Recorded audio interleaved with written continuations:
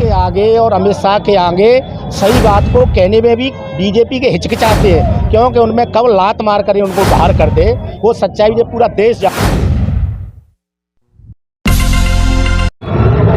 कांग्रेस की भारत जोड़ो यात्रा का आगाज मध्य प्रदेश से भी हो चुका है। कल सबलगढ़ से विधायक बैजनाथ कुशवाहा जी ने इस यात्रा को आगाज़ किया। आज ये यात्रा कैलारस पहुंच चुकी है। जौरा विधानसभा से होते हुए ये मुरैना तक जाएगी और आने वाले समय में यहाँ 20 तारीख के बाद 16 दिन तक राहुल गांधी जी पैदल यात्रा भी करेंगे। सर, भाजपा लगातार ये कह रही है कि ये भारत जोड़ो यात्रा नहीं है, कांग्रेस जोड़ो यात्रा है। कहाँ तक सही है? तो भाजपा के लोग क्या कह दें, उनका कोई भरोसा नहीं है। वो तो 20 साल पहले पैदा हुआ, कोई 100 साल पहले हुआ, कोई 150 साल पहले हुआ, कोई 1000 साल पहले हुआ, और कहती है सबको बैठ करके एक साथ सबने मीटिंग की। वो क्या कह दें, उनका कोई भरोसा नहीं है। ये निश्चित तौर पर भारत जोड़ो यात्रा है।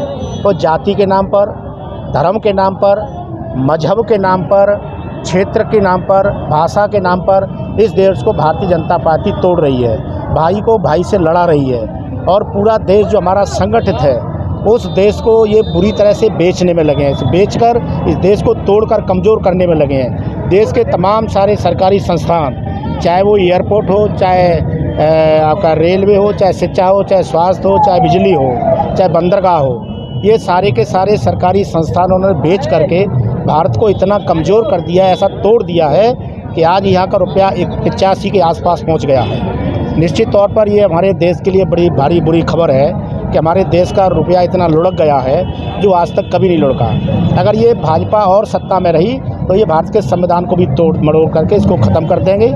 निश्चित तौर पर राहुल गांधी जी, कांग्रेस तो एक है, कांग्रेस में कई कुछ नहीं है, कांग्रेस तो हमेशा जुड़ी ही है।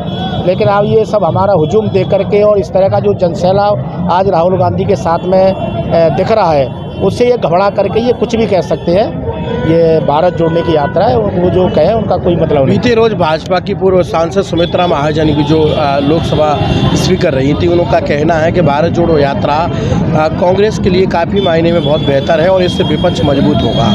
तो क्या माना जाए कि ये सरकार भी मानती है या लोग भी मानते हैं कि विपक्ष कमज़ोर है?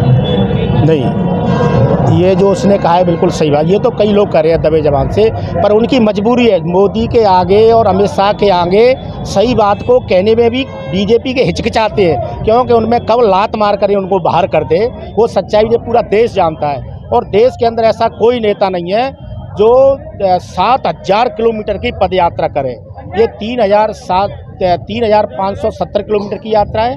अभी 3100 किलोमीटर की और दूसरी यात्रा राहुल गांधी करेंगे।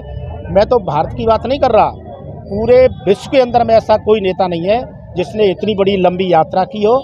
और इसलिए भारतीय जनता पार्टी का मुंह बंद हो चुका है। पहले कहते जब राहुल गांधी ने घोषणा की कि मैं 3500 किलोमीटर की पदयात्रा करूंगा तो लोग मजाक उड़ा रहे थे, राहुल गांधी की खिल्लियाँ उड़ा रहे थे कि क्या मजाक कर रहा है राहुल गांधी।